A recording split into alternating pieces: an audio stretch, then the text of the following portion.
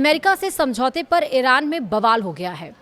Deal का विरोध आखिरकार ईरान में कौन कर रहा है, इस पर हम करेंगे चर्चा। नमस्कार, आप देख रहे हैं न्यूज़ 18 का डिजिटल प्लेटफॉर्म। मैं हूं आपके साथ श्रुति श्रीवास्तव। ईरान और अमेरिका के बीच हुए नए समझौते को लेकर देश के भीतर मतभेद सामने आ गए हैं। कट्टरपंथी नेता, पायदारी पार्टी, कुछ धार्मिक समूहों और सरकारी टीवी चैनल IRIB इस डील का विरोध कर रहे हैं। वहीं राष्ट्रपति मसूद पेज़ेश्कियान और मोहम्मद बाघेर गालिबाफ ने वार्ता प्रक्रिया का समर्थन किया है। सर्वोच्च नेतृत्व ने भी विरोधियों को चेतावनी दी है।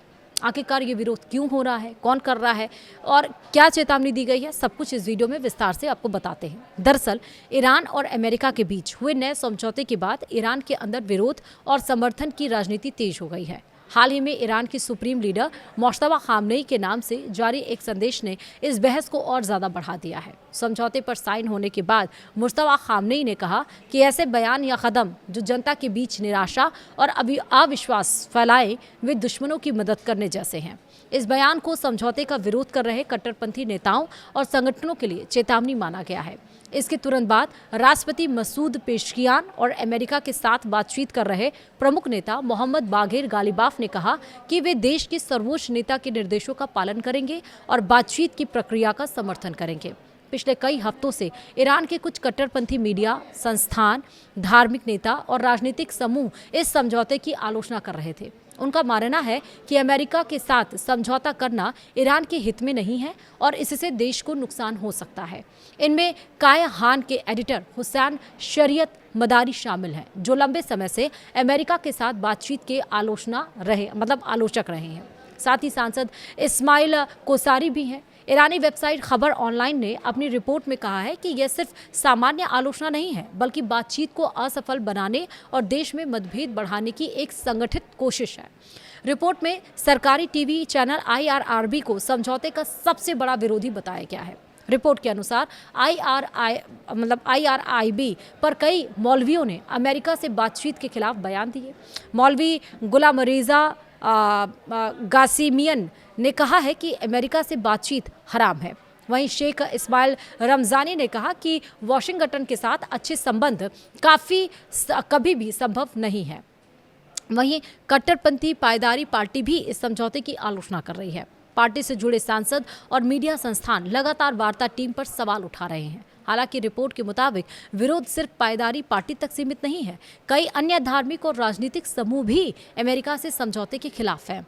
वहीं गालिबाफ ने चेतावनी दी कि जो लोग सर्वोच्च नेतृत्व के निर्देशों का विरोध करेंगे, उन्हें जनता की कड़ी प्रतिक्रिया का सामना करना पड़ सकता है। फिलहाल समझौते के बाद विरोध की आवाज़ें कुछ धीमी पड़ गई हैं, लेकिन यह साफ है कि अमेरिका के साथ रिश्ते सुधारने के मुद्दे पर ईरान के अंदर अब भी गहरे मतभेद मौजूद है। अब आप सोचिए कि 28 फरवरी से ये युद्ध शुरू हुआ था, ईरान, इजराइल और अमेरिका का 100 दिन से ज़्यादा युद्ध ये चला, जहां कच्चे तेल की कीमतें लगातार उछाल मारने लगी, जहां पर पेट्रोल, डीजल, LNG, PNG के गैस जो दाम है वो बढ़ने लगे, जहां पर विश्व आर्थिक संकट खड़ा होने लगा, इन्फ्लेशन जैसी चीज़ें मार्केट में बढ़ने लगी।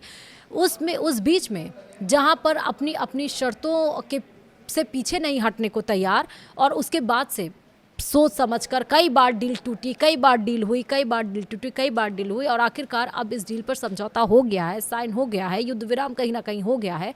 उस बीच में ईरान में अब बगावती सुर यहाँ पर खड़े हो रहे हैं और उसको समझाने की कोशिश यहाँ पर सरकार की तरफ से की जा रही है। लेकिन जब सरकार की समझाने की कोशिश के बाद भी ईरानी लोग ये लोग नहीं मान रहे हैं, उसके बाद उन्हें चेतावनी दी गई है, क्योंकि अब ईरान भी चाहता है कि उसकी शर्तों के साथ जो डील हुई है उस डील पर कायम रहे। अमेरिका भी ये चाहता है, जो कंट्रोल करना चाहता था ईरान को, कि जिस मकसद से उसने युद्ध छेड़ा था वो मकसद तो पूरा नहीं हो पाया, लेकिन वो चाहता है कि अब युद्ध ये ख़त्म हो, ये युद्ध यहाँ पर सिमटे। लेकिन जो बगावत के सुर अब यहाँ पर ईरान में खड़े हुए हैं, क्या वो नई मुसीबत ईरान के लिए पैदा कर रहे हैं? ये एक बड़ा सवाल है और इस सवाल का जवाब अगर आपके पास है, आप क्या सोचते हैं, मुझे ज़रूर कमेंट में बताइएगा। फिलहाल इस वीडियो में इतना ही। नमस्कार।